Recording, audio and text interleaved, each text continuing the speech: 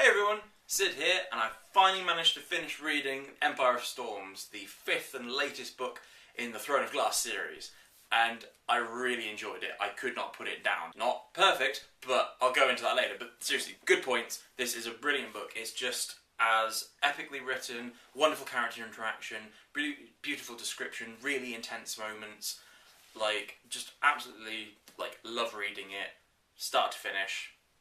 Just like all the other books in the series. I love Sarah J. Maas as a writer, and I will write literally whatever she puts to paper because I like her style and everything.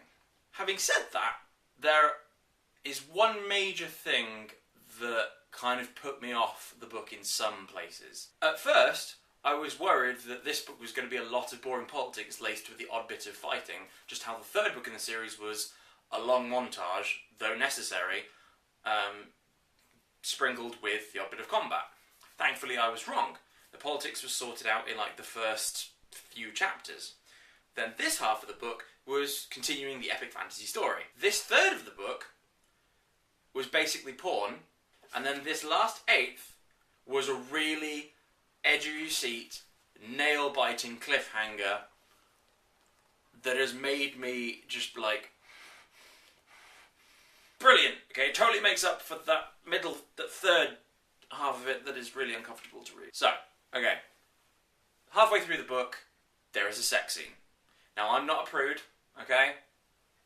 There have been sex scenes in the previous books in this series, but it's been a case of he grabbed her and took her into the sheets, had his way with her, cut, go to the next scene. It's okay, that's fine. I get it, they're in a sexual relationship. Fine, that's what's going on. In this, it is a plot point.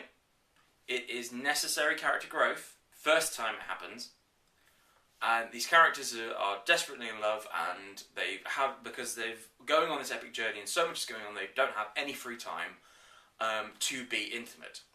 So obviously it's going to be a big thing when they become intimate for the first time. That's completely understandable. They have sex on a beach, which, yeah, no. Ladies, if you have sex on a beach, do you know how much sand you're going to get in your snatch? Or dudes, how much sand you're going to get, down there in your Jap's eye. And, plus the waves are crashing against them, all romantic. The sea is salty. That's not going to be comfortable, okay? Really not comfortable. And we'll take the magic out of it. But not only that, I don't care what species you are in a book, alright? I don't care if you're human, if you're elf, if you're dwarf, werewolf, vampire, part dragon, whatever. When a dude blows his load, he's done for at least half an hour to an hour, okay? They have sex 3 times in succession. This has portrayed an unrealistic interpretation of sex, and because this is in the young teen fiction section, any young teenager who is reading this who hasn't had sex is going to get a false interpretation of this. It's a very glorified kind of oh, how lovely it is, and magic, and oh, it's on a beach, it's romantic, and we had sex lots of times, and he was incredible. I'm just I don't need to know that. It was quite jarring, okay? Throughout the rest of the book, until the epic, jarring, edge-of-your-seat finale, you're just constantly reminded with very blunt statements that come out of the page and slap you in the face going, hey, they're having sex. Remember that. Elena is walking to go see a prisoner who previously she backhanded and cut up her knuckles.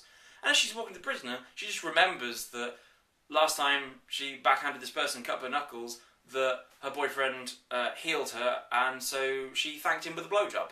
I don't need to know that! I don't need to... Why is that important? I mean, to be fair, if every partner rewarded their other partners with oral sex, wars would end, and the world would probably be a much better place. But besides that point, I don't need to know that. That was just just go and interrogate the prisoner and get on with the plot. Please. It just happens quite a lot. We find out one character's into BDSM. We don't need to know that.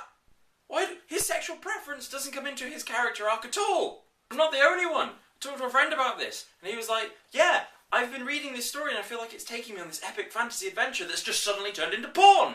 And I'm like, yeah, I thought that too.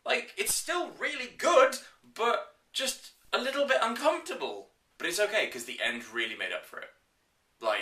The ending is so good. So in conclusion, this is good.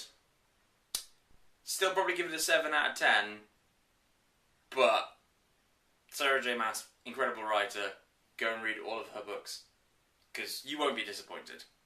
These are just my issues that I found uncomfortable about reading it. You might not. That's totally fine.